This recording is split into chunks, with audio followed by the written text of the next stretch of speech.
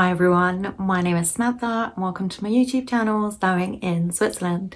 So I'm in a slightly different setup today. I'm reorganising the sewing room, so I'm on the floor in a corner, so I'm much closer to the camera today. So yeah, don't look too closely at my wrinkles, okay?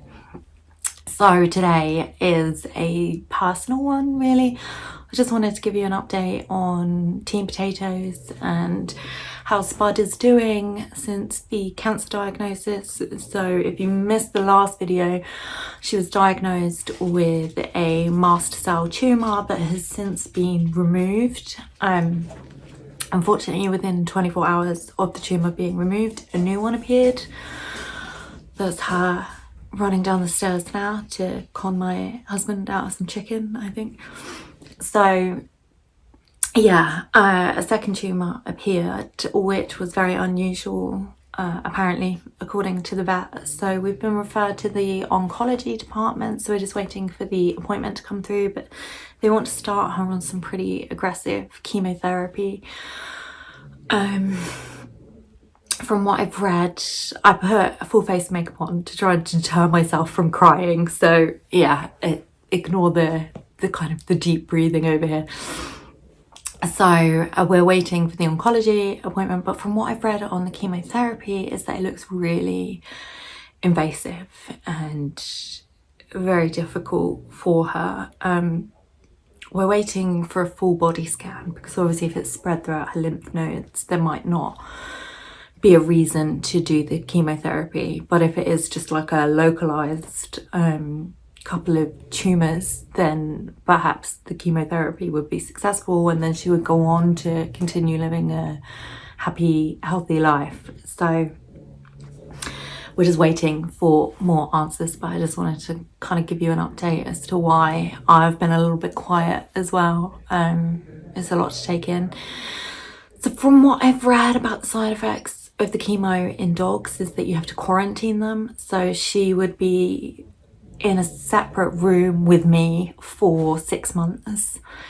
You have to wear gloves if you handle her, all of her, anything that she licks, you know, everything would have to be long sleeved. She can't lick you, she can't come in contact with the other two or she'd make them sick. So they can't hang out together, they can't go for walks together, they can't eat together. Anything she comes into contact with has to like be, you know, washed down.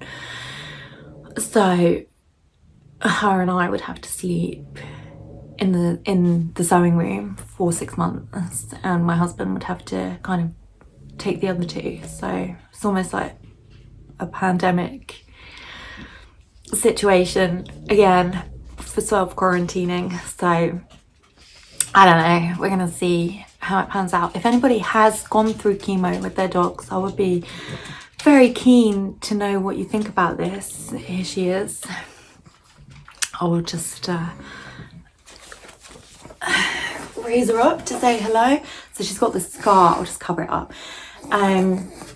from the first tumour removal. Obviously, if you're kind of you got some thoughts.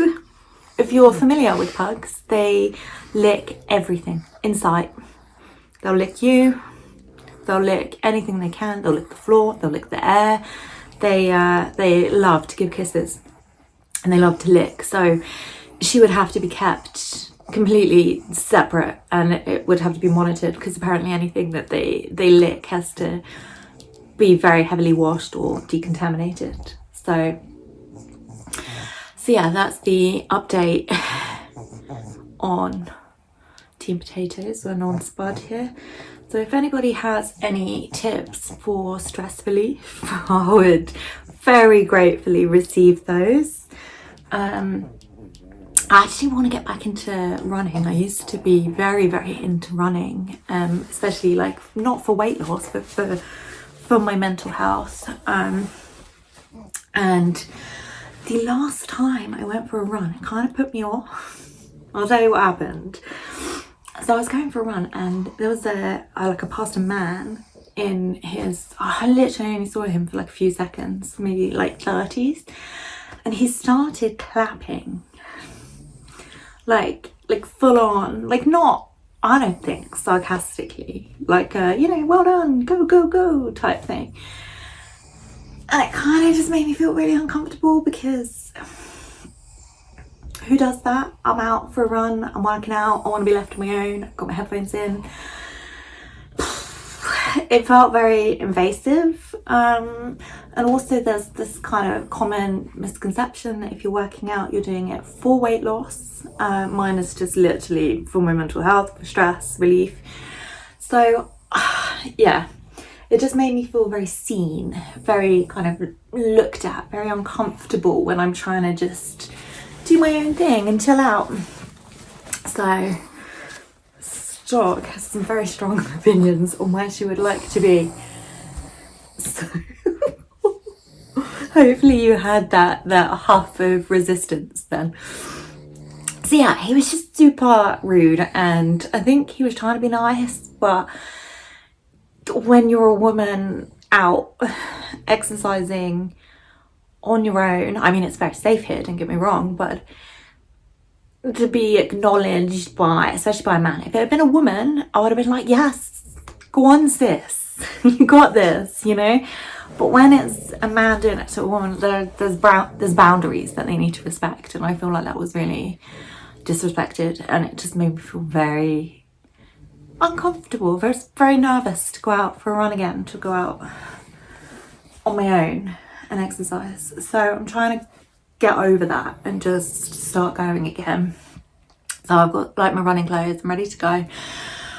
So if anybody has any tips on kind of just getting back out there, or if you think that was an odd interaction as well, because I've spoken to a few people about it and it's kind of divided. A few were like, oh, he was just being supportive, and I'm like, yeah, but I didn't even know him. I don't know him. I don't think he's from the area because I've never ever seen him again.